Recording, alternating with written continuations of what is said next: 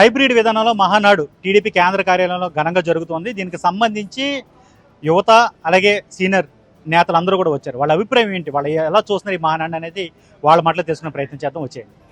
మహానాడు అంటేనే సంక్రాంతి పండుగ. తెలుగుదేశం పార్టీకి ఉత్సాహంగా ఉంటుంది మహానాడు. అందులో ఈ తీర్మానాలు ఈ రోజులో మహిళలకి పెద్దపీట వేస్తూ ఉన్నారు.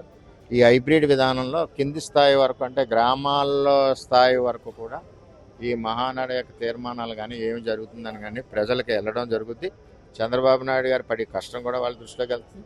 ఏదైతే మామూలు మహానాడుకు వచ్చి జన సముద్రం కంటే ఇది 10 రెట్లు 15 రెట్లు ఎక్కువ జనం మరి క్లస్టర్ వైజ్ పాల్గొంటున్నారు. కాబట్టి ఇది 2029కి బలోపేతం, పార్టీకి అధికారంలో రావడానికి బలోపేతంగా ఉంటుంది. ముఖ్యంగా నారా లోకేష్ గారు వర్కింగ్ ప్రెసిడెంట్ అయ్యాక మరి ఈ విధానంలో ఆయన చేసిన ఈ విధానంలో పార్టీకి బాగుంటుంది. అదేవిధంగా యువత ఎక్కువగా పాల్గొంటుంది. మీ దగ్గర ఎలా ఉంది సార్ పరిస్థితి? పిఠాపురం బ్రహ్మాండంగా ఉంటుంది. మా దగ్గర ఉంది తెలుగుదేశం పార్టీ బ్రహ్మాండం. అంటే మట్టికి నీటికి చాలా తేడా ఉంది. నాడు టెలిఫోన్ లేవు, రోడ్లు లేవు, కాలువలు లేవు, సరైన రవాణా సౌకర్యాలు లేని రోజులు ఆ రోజులు 44 సంవత్సరాలు కాదు. నాటికి నీటికి భారతదేశంలో ఆర్థిక సంస్కరణలు వచ్చిన తర్వాత పారిశ్రామిక ప్రగతి పెరుగుతుంది, ఆర్థిక పరిస్థితులు మెరుగుపడతా ఉన్నాయి. తెలుగుదేశానికి సంబంధించి చాలా మార్పులు వస్తున్నాయి. నాటి తరానికి నేటి తరానికి ఆలోచన విధానంలో మార్పులు వస్తున్నాయి. ఇవాళ మహిళలు కూడా భారీ ఎత్తున వస్తున్నారు. తెలుగుదేశం పార్టీ వల్ల బడుగు బలహీన వర్గాలకు ఎక్కువ అవకాశాలు వస్తున్నాయి. వారు అందరం కలిసి సమిష్టిగా ముందుకెళ్తున్నాం. పేదరిక నిర్మూలన లక్ష్యంగాను ఆర్థిక ప్రగతి సాధించి ఉపాధి అవకాశాలు మెరుగుపడేలా చేసి వలసలు పోవటం కాదు, వలసలు వచ్చే పరిస్థితి రాష్ట్రంలో ఉండాలనే లక్ష్యంలో మనం ముందుకు సాగుతున్నాం. ఇవాళ ఒకటే, ఇవాళ అన్ని వర్గాలకి ప్రాతినిధ్యం ఇచ్చే తెలుగుదేశం పార్టీ అన్ని వర్గాలకు న్యాయం చేసే సమతుల్యం పాటిస్తుంది. అలాగే ఒక పక్క పారిశ్రామికీకరణతో పాటు సంక్షేమాన్ని కూడా ఆర్థిక ప్రగతిని కూడా దృష్టిలో పెట్టుకుని ముందుకు సాగుతున్నాం. ఇది అన్ని చర్చిస్తాం. ప్రతిపక్షం చేసే తప్పుడు ఆరోపణలు ఖండించడం, అవినీతి అక్రమాల కేంద్ర బిందువైన వైఎస్ఆర్ పార్టీ చేసే నిరంతర తప్పుడు ప్రచారాన్ని ఖండించే లక్ష్యంలో కూడా కార్యాచరణతో ముందుకు సాగుతాం. ఇప్పుడు యువతకు పెద్దపీట వేస్తున్నారు కదా సార్, సీనియర్ నేతలకు ఏమైనా అభద్రతా భావం ఉంటుందా సార్? ఏం లేదండి, ఏముంటుంది, తరాలు మారుతా ఉన్నాయి. ఎన్నో ఇప్పుడు మా తరంలోనే ఎన్నో మంది పోయారు, నా బట్టి 10 మంది మిగిలాం. వయసు పెరిగే కొద్దీ మారుతూ ఉంటాయి, మా ఆలోచన విధానం మార్పులు వస్తాయి. మేము కూడా అప్పటికప్పుడు అప్డేట్ కావాలి. చంద్రబాబు గారు ఎలా అంటున్నారో అదే విధంగా మేము కూడా అప్డేట్ అయ్యి ముందుకు సాగకపోతే వెనకబడిపోతాం.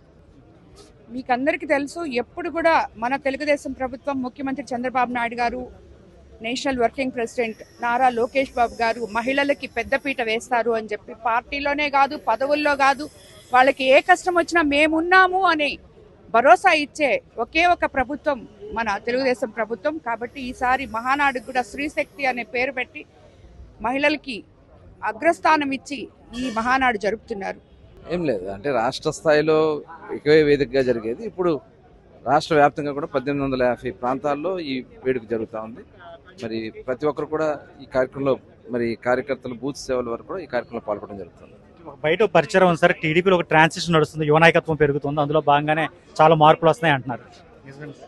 అంటే ప్రస్తుతం ఉన్నటువంటి పరిస్థితుల్లో ఈ రకంగా మనం నిర్వహించుకుంటాం. అలాగే యువ నాయకుడు నారా లోకేష్ గారు వర్కింగ్ ప్రెసిడెంట్గా కూడా ఇవాళ వినూత్నమైనటువంటి పార్టీలో కూడా కార్యక్రమాలు తీసుకున్నాం. ఎందుకంటే పార్లమెంట్ వారిగా కమిటీలు ఏర్పాటు చేసుకోవడం కానీ, బూత్ లెవెల్ వరకు కూడా కమిటీలు మరి పర్మనెంట్గా వేసుకోవడం కానీ, సోషల్ మీడియా కానీ, ఇవన్నీ కూడా జరుగుతున్నటువంటి టెక్నాలజీకి అనుగుణంగా ఈరోజు ఈ కార్యక్రమాలు చేసుకుని ముందుకెళ్తాం జరుగుతాం.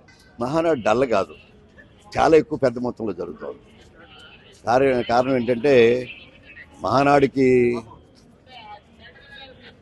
వేల మీద లక్షల మీద వచ్చేవారు.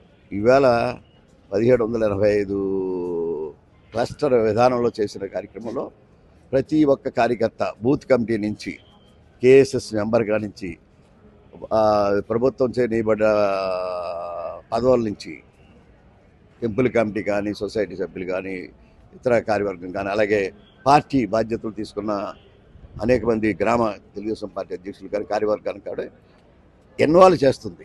ఇదివరకు అంత మహానాడికి తీసుకొచ్చే పద్ధతి లేదు.